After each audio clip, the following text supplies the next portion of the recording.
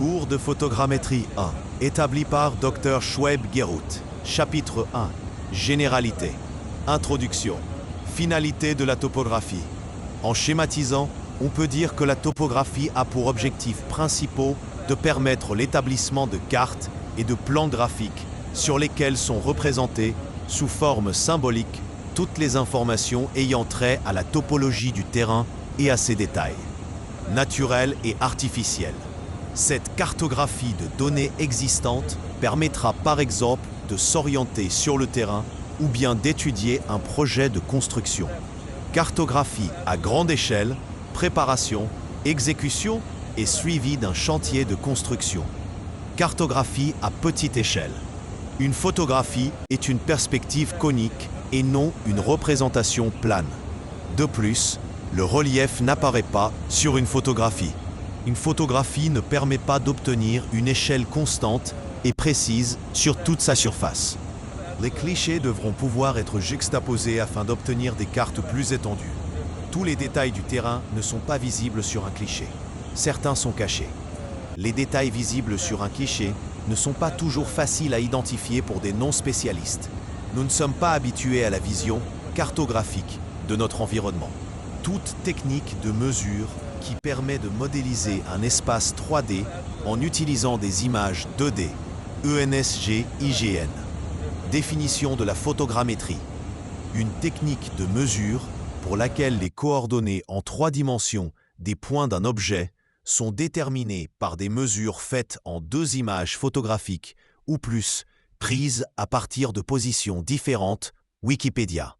Photogrammétrie est l'art, la science et la technologie d'obtenir des informations fiables sur les objets physiques et de l'environnement à travers les processus d'enregistrement, la mesure et l'interprétation des images photographiques et des modèles d'énergie de rayonnement électromagnétique et d'autres phénomènes. ASPRS 1980. Mais la photogrammétrie n'est pas qu'une technique de mesure et de calcul plus ou moins sophistiquée. C'est un ensemble de domaines où se mélangent la précision et l'esthétique, l'infiniment grand et l'infiniment petit. En 1826, Joseph Nicéphore Niepce utilise une chambre noire pour la réalisation de la première. 1839, Louis Daguerre de Paris poursuit. 1849, Aimé Locéda, premiers applicateurs scientifiques de l'outil photographique à la cartographie. En 1858, le début des expériences sur la photographie aérienne. En 1862, les méthodes d'arpentage à partir de relevés photographiques proposées par le capitaine Locéda sont officiellement acceptées par l'Académie des sciences de Madrid. 1858, la première photo à partir du ballon par Nadar. 1858, Albrecht Meydenbauer, le développement des techniques photogrammétriques pour l'architecture terrestre. Et en 1885, il crée le premier institut de photogrammétrie. 1896, Édouard Gaston Deville met au point le premier restituteur stéréoscopique, Boston, par Black et King. 1860-1902, invention de l'avion par les frères Wright. Les photos aériennes ont été largement utilisées pendant la Première Guerre, principalement dans la reconnaissance. L'avion a été utilisé la première fois en 1913 pour l'obtention de photographies à des fins de cartographie. En 1970, début d'utilisation des instruments analytiques initiés par Oki et Lava en 1956. Dans la période entre la Première Guerre mondiale et la Seconde Guerre, la photogrammétrie aérienne pour la cartographie topographique a progressé au point de la production de masse de cartes. 1980, développement des ordinateurs et l'apparition du premier système photogrammétrique numérique commercial Kern DSP1 en 1988, et voilà le principe de la prise de vue photogrammétrique.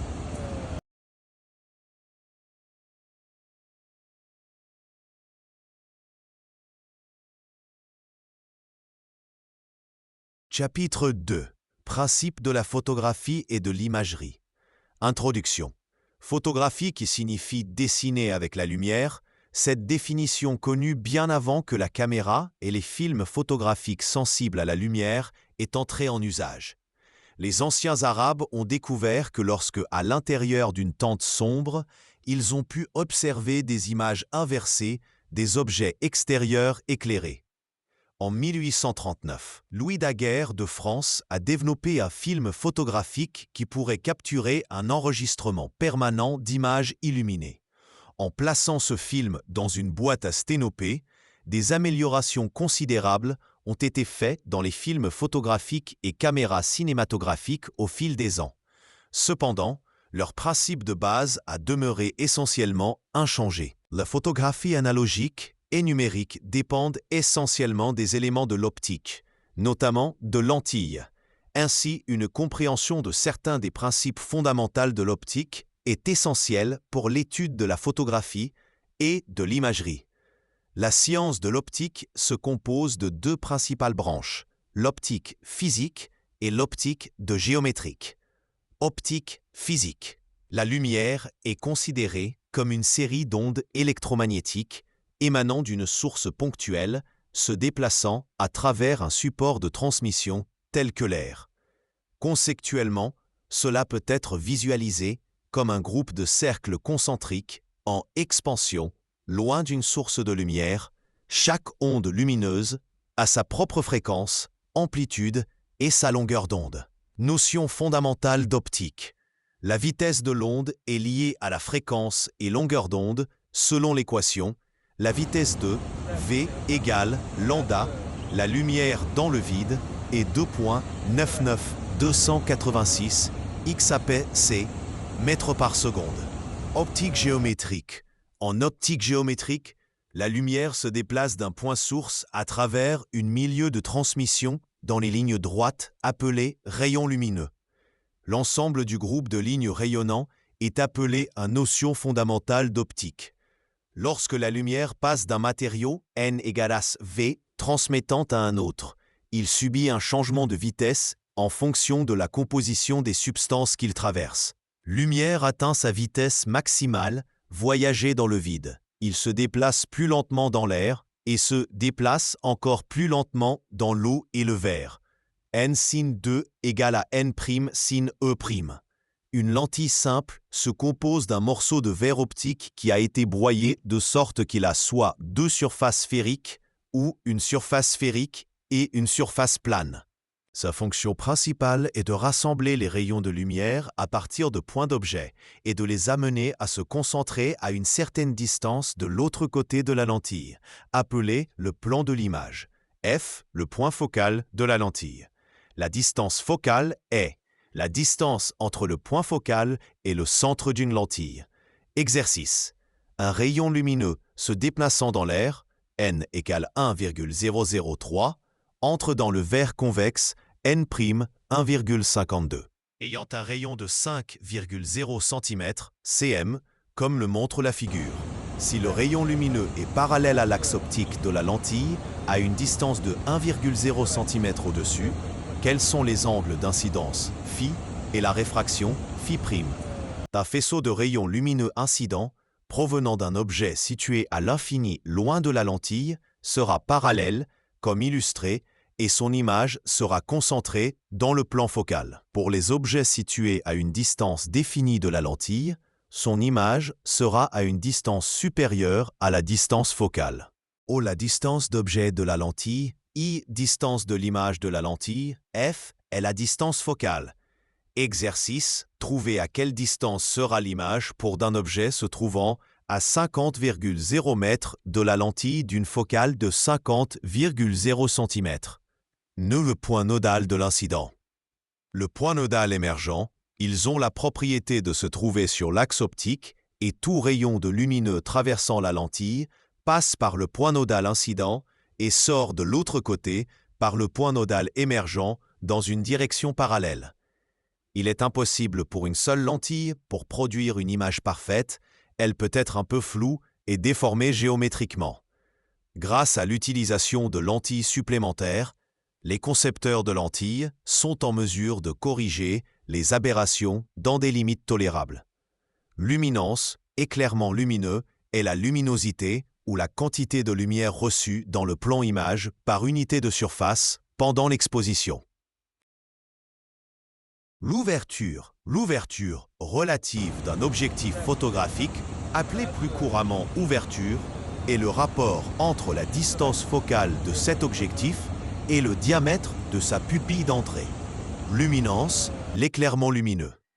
L'ouverture relative d'un objectif photographique, appelée plus couramment ouverture, est le rapport entre la distance focale de cet objectif et le diamètre de sa pupille d'entrée. Relation entre l'ouverture et la vitesse d'obturation, l'exposition totale du film de photographie est également le produit de l'éclairement et le temps d'exposition.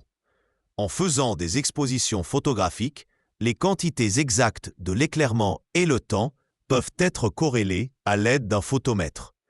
Éclairement est régulé en faisant varier arrêt-réglage de l'appareil, tandis que le temps d'exposition est réglé en faisant varier la vitesse d'obturation.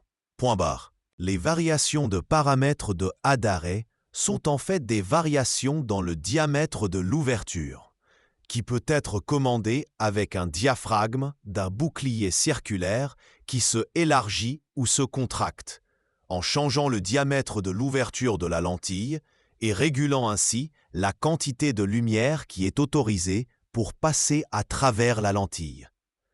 Comparaison de f32, coin supérieur gauche, et f5, coin inférieur droit. Relation entre l'ouverture et la vitesse d'obturation. La relation entre l'ouverture et la vitesse d'obturation conduit à des variations intéressantes pour obtenir une exposition correcte. Exercice 1. Supposons qu'un film photographique est exposé de façon optimale avec un réglage de f-stop dans la position f4 et une vitesse d'obturation de 1/500 sec. Quel est le bon réglage f-stop si la vitesse d'obturation est modifiée pour 1/5 seconde? Exercice 2. Une image satellite de 3000 lignes par 3000 colonnes a 3 canaux spectraux. Si chaque pixel est codé en 8 bits, 1 octet par canal, quel est le nombre d'octets requis pour stocker l'image? Si cette image est transférée sur une ligne de réseau informatique ayant une vitesse de transfert de données de 100 000 octets par seconde, octets par second, combien de temps faut-il pour transférer l'image? Merci pour votre attention.